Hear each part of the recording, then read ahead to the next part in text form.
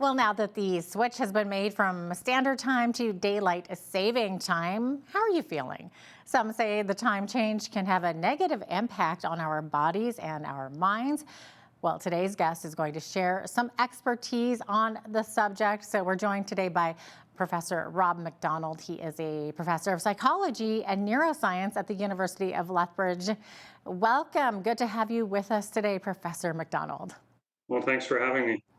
Okay, so a lot of people like that extra hour of light so that we can go outside in the evenings, have those extra activities a little bit longer in the day, but apparently there are some negatives that come along with this, like sleeping issues and even mood changes.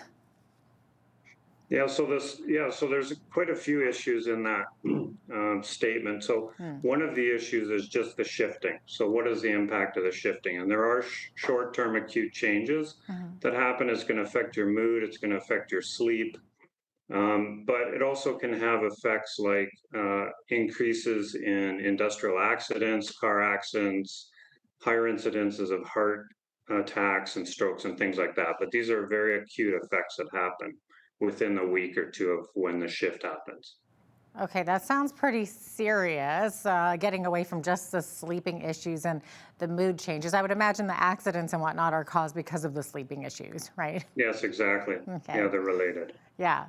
So, I mean, are we talking about losing a day or two of sleep or having a bad day now and then? Or are we talking long-term depression, No, I would insomnia? argue that these shifting effects are really acute. They're not going to Hmm. last that long. Okay. Well, I mean, it's good to know. I mean, can it like long-term like depression and insomnia that can't be brought about by anything like daylight saving? Well, no, so the shifting is that issue. That's an acute thing, I believe. There is a significant long-term effects of this shifting back and forth from daylight savings to standard time. So it is not a good way of controlling people's social time in society. Right. Can you tell us a bit about how our minds and our bodies work together? How much does this affect our circadian rhythm? Yeah, so you have deep inside your brain a tiny little clock, and it's called the master clock. And it's connected directly to your eyes. And so when you wake up in the morning, you get that beautiful broad spectrum sunlight. It sets your clock for the day. And that little clock, it's only like 20,000 neurons in a brain of 86 billion neurons. So tiny, tiny little system. It has control over so many different things in both your brain and your body. And what it's doing is it's setting all of these different clocks. So, for example, in your stomach, it's setting that clock every day. Different parts of your brain that do different things, it's setting those clocks as well. That's so interesting. I mean, are these same things happening if you are, say, going to another part of the world where you're switching your clock, like you have to go to Europe? Is it the same type of effect on your body? Yes, it's exactly the same thing. So that you're talking about jet lag. So yeah, so what let me just step back for a second. So the clock is trying to basically it's like a conductor and it's telling certain parts of the body to do certain things at certain times. So be very active. And then other times of day, it's bringing them down to very low levels. So it's like taking resources and allocating them when you need them. So when you need to eat, it's telling the stomach and the GI tract to be ready and have all of those mechanisms ready. And when you're sleeping and fasting, those systems go down. So it's this beautiful coordination of all of these biological functions. When you do things like shift work or you fly across to Europe, you are massively disrupting that system. And so when you fly to Europe, for example, it can take you up to a week or two before that clock gets set again. Shift work, which we study, is even worse. It is linked to cancer, Alzheimer's disease, heart disease, diabetes. It's crazy how uh, bad that kind of lifestyle is on your brain and body. It's just horrible. Like, are these negative effects of time change, are they less severe in the autumn because we gain an hour of sleep, or is it basically the same? Yeah, that's a really good question. So the one we just experienced is the worst one. And that going just has in. to do with the vague, it's not because of the sleep gain or loss, really. It seems to be, it's just how sensitive that master clock is to phase advances, we call them, or delays. So Okay. phase advances like the one we just did are much more detrimental to the system. It takes it longer for it to get back to normal levels. Okay. I mean, it's nice to have more light in the evening after work, especially in December and January when it gets That's dark right. so early. But so, would it be a viable option to stay with daylight savings year round? Like, I mean, I personally would be all for this. I just don't like that 4-month change. Literally, we're changing it in November and again in March. We got just a 4-month difference there. Don't you think if we stayed the same on daylight instead of going back to standard time, it would everyone would just be, it would just normalize?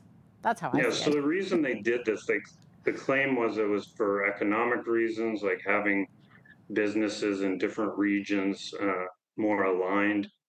So, normal business hours, electricity savings, all of these things. Most of this turned out not to be true or necessary. So the real reason why it was done is not clear, but we do love those long summer nights where it stays light. The problem is the science is very, very clear, and most scientists in an area of science do not agree on things. And this is one thing I would say that most circadian scientists agree on. We should be on standard time all year long because our social clock and our biological clock are more aligned. And we're currently in the bad part of this switch, this spring to autumn, this daylight savings is not good for us. Yeah, I don't know. Despite what they say, I would like to see that sunset in the wintertime at 5:30 instead of 4:30. Yeah, I know what you mean It's for just sure. nice to, get out. I mean, I did spend some time living near the equator at one Mm, point, mm. and I found quite a bit difference because the days are actually more the same all year. I Yes, mean, exactly. yeah, like instead of going, like the sun goes down at 6 in the wintertime and it goes down at 7 in the Yeah, summer. And so I really yeah. miss those Canadian summer nights. It's just not good for your clock, unfortunately. Yeah. Our brains evolved, long before these crazy sort of artificial light and entertainment that we have now. Our system was just not designed for that. It was really designed to be set to the sun Set to the coming up in the sun. morning and then going to bed when it actually gets dark out. Okay, well, that would be 4 o'clock in the winter Yeah, time. yeah, exactly. But at least it's signaling your brain.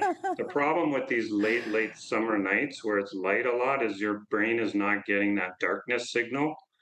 So it's thinking that you should be staying up. And so you're not eventually getting that melatonin signal to help you go to sleep. That must be why I couldn't go to bed last night till 1 o'clock in the morning. And that would That's right. explain it. That would explain it. Yes.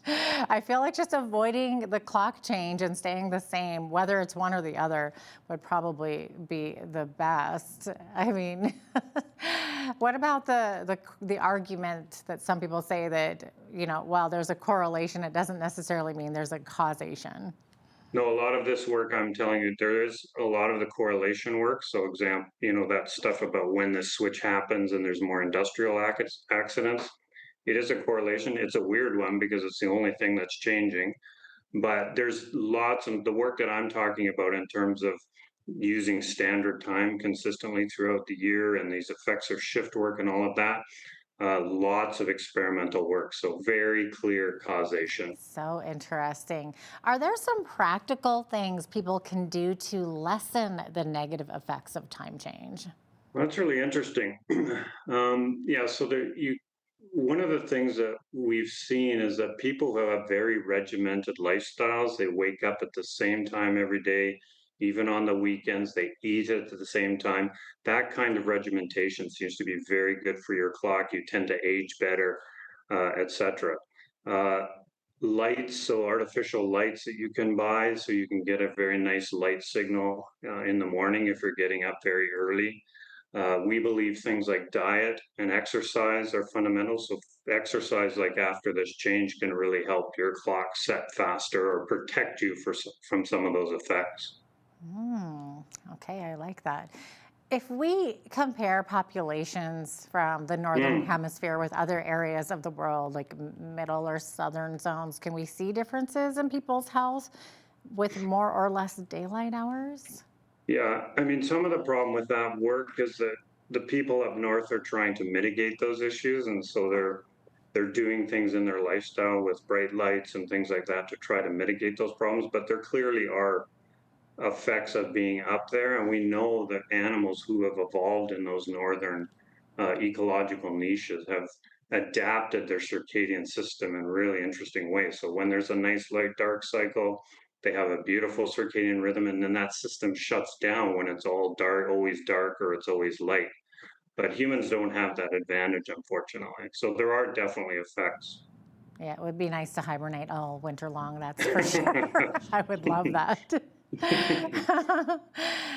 Do we know if this negative effect of time change, if it impacts certain groups of people more than others? Oh, For that's example, males, excellent question. females, older people Excellent versus question. younger?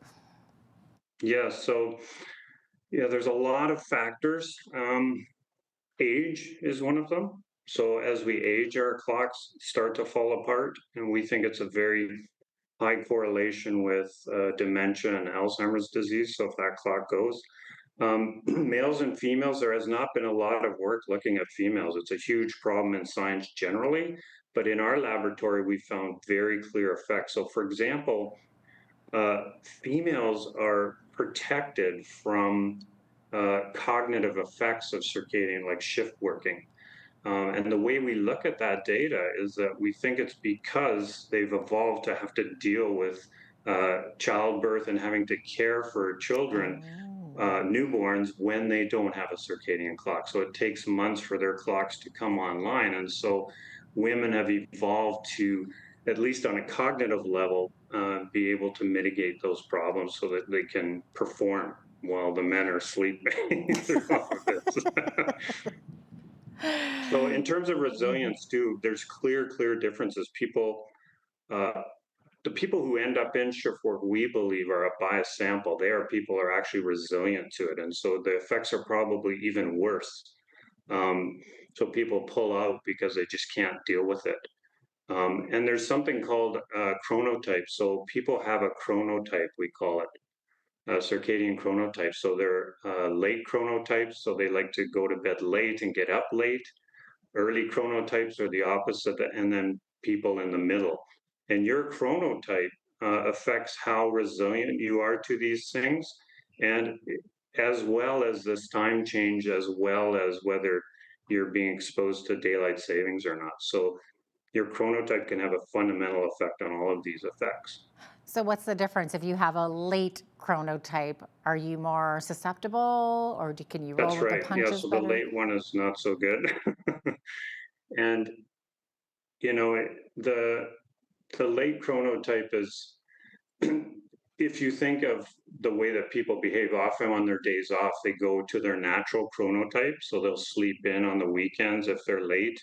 And then, but now when they go to work, so I'm a late chronotype, but I have to get up at 6:30 to take my children to school. Oh, And so yikes. I have something called social jet lag, which means when I really want, my body wants me to wake up, I have to wake up 2 or 3 hours earlier. And that is a huge social jet lag. And that is very bad for your brain and body as well. Hmm. Okay, that's so interesting. That would explain why some people are naturally night owls and That's right. others are naturally early birds. That's right. Okay, interesting.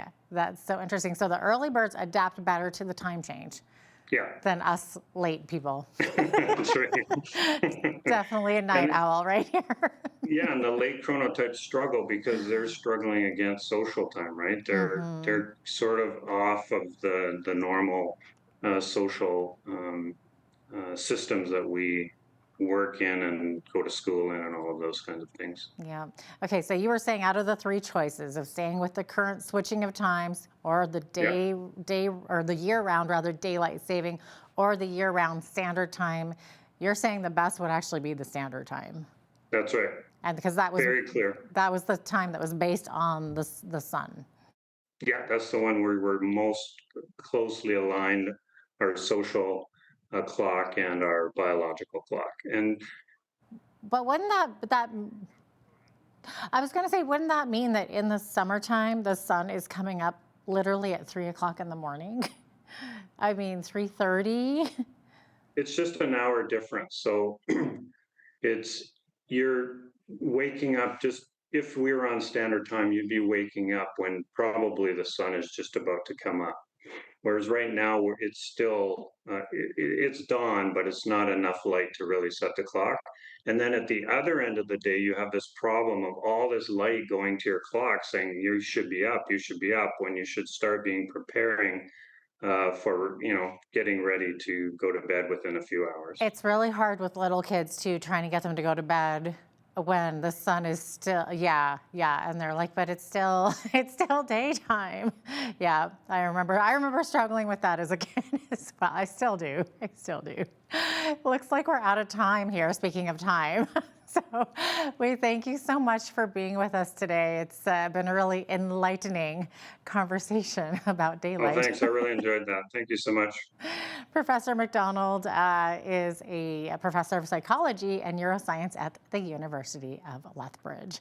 I'm Jeanette Roche on behalf of all of us here at Bridge City News. Thanks so much for watching.